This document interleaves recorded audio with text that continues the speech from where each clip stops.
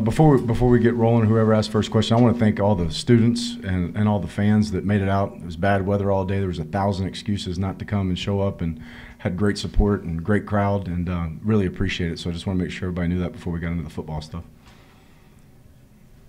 Questions?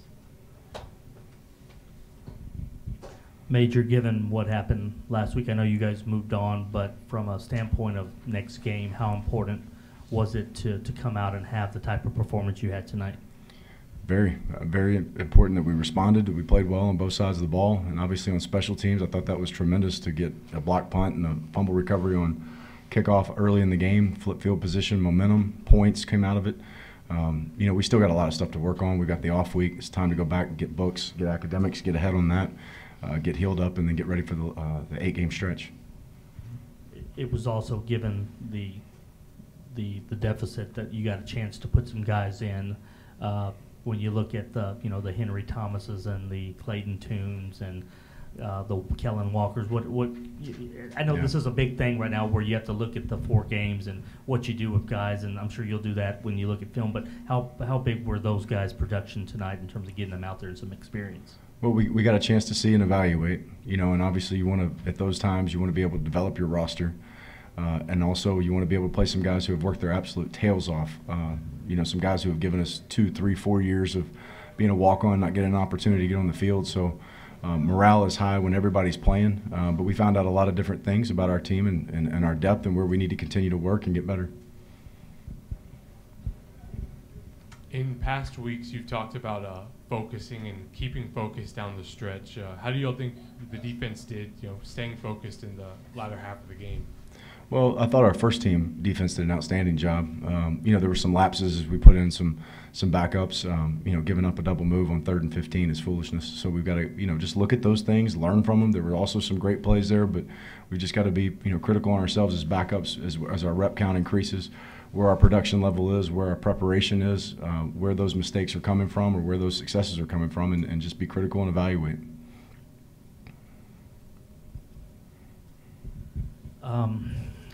Major, the way you use the running backs, I mean, it was obvious that just get them in there. Was it one guy tonight? But right. Was that an opportunity as well? I mean, that's kind of been a position that you're looking for some guys, especially with Terrence now out. But is that just kind of the way that it went tonight in terms of getting a chance to look at some guys, get them on film, and kind of go from there?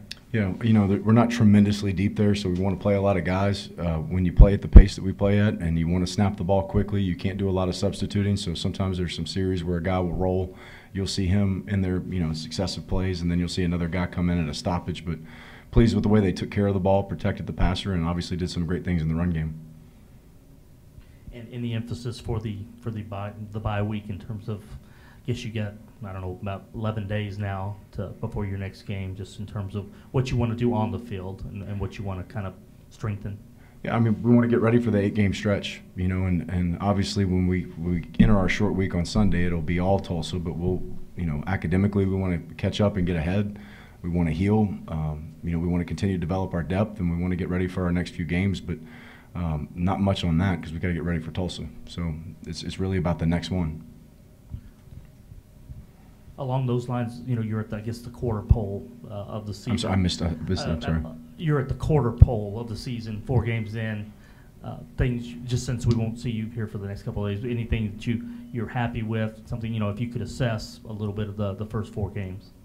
Yeah, there's a lot. There's a lot of great lessons to learn from this 4-game stretch. And there's great things. There's some tough things, but we've got to go back this off week, look at it, and address those things. And you come off of a victory like this where it's very lopsided. All your problems are not fixed. I'm not saying doom and gloom, but we've got to be honest with ourselves and see where we're really at and continue to grow and develop. But there's a lot to take from this. Obviously, we'd rather be 4-0 than 3-1, but I feel very good about our football team in this off week and going into conference play.